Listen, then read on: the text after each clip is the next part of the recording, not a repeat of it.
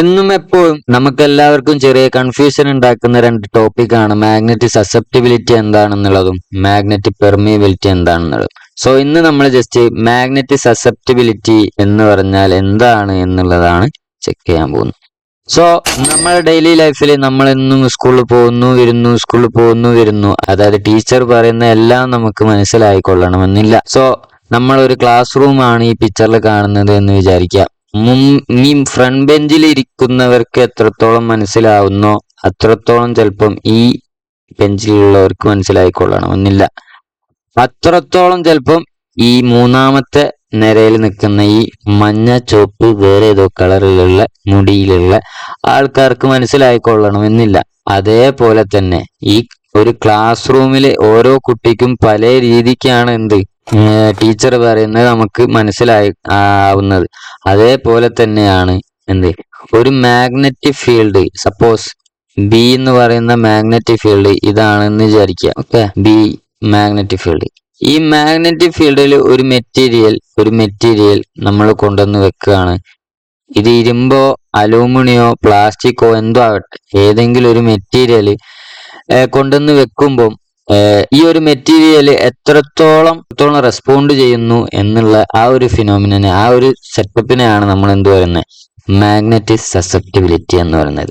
Magnetic സസെപ്റ്റിബിലിറ്റിനെ പൊതുവെ നമ്മൾ കൈ എന്ന് പറഞ്ഞിട്ടാണ് നമ്മൾ റെപ്രസെന്റ് ചെയ്യുന്നത്. അതായത് ഈ കൈന്റെ വാല്യൂ പോസിറ്റീവ് ആണോ അല്ലെങ്കിൽ നെഗറ്റീവ് ആണോ അല്ലെങ്കിൽ 0 ആണോ എന്നുള്ളതിനനുസരിച്ചിട്ടാണ് ഓരോ മെറ്റീരിയലിന്റെയും.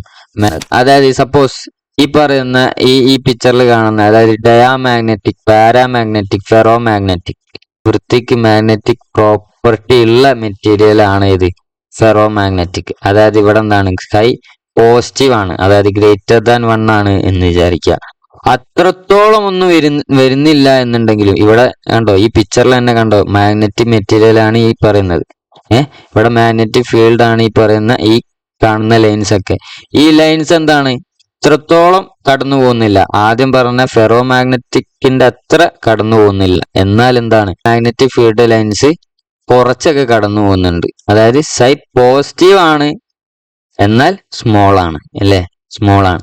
ഇവിടെ നോക്ക്, ഡയാമാഗ്നറ്റിക് <1 ആണ്. അതുകൊണ്ട് ഈ കൈന്റെ വാല്യൂ അനുസരിച്ചിട്ടാണ് നമ്മൾ എന്ത് പറയാ സസെപ്റ്റിബിലിറ്റി പറയാ. ഉള്ളൂ, ഒരു ക്ലാസ് റൂമിൽ ഇരിക്കുന്ന എല്ലാവർക്കും എല്ലാം മനസ്സിലായിക്കൊള്ളണമെന്നില്ല.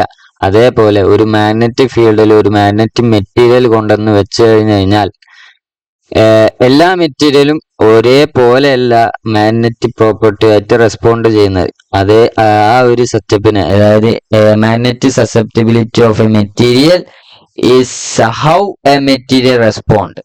എങ്ങനെയാണ് റെസ്പോണ്ട് ചെയ്യുന്നത് എങ്ങനെയോ അതിനെയാണ് എന്ത് പറയാ, മാഗ്നറ്റിക് സസെപ്റ്റിബിലിറ്റി എന്ന് പറയാ. അല്ലെങ്കിൽ എന്ത് പറയാം, A measure of how easily material can magnetize when placed in external magnetic field. അതായത് സൈ പോസിറ്റീവ് ആണോ അല്ലെങ്കിൽ സൈ നെഗറ്റീവ് ആണോ അല്ലെങ്കിൽ സൈ 0-നും 1-നും ഇടക്കാണോ എന്നുള്ളത് നമുക്ക് ഇതിൽ വ്യക്തമാക്കാൻ കഴിയും. സോ ഇത് നിങ്ങൾക്ക് മനസ്സിലായി എന്ന് വിചാരിക്കുന്നു. സോ അടുത്ത വീഡിയോ വെയിറ്റ് ചെയ്യുക. ബൈ.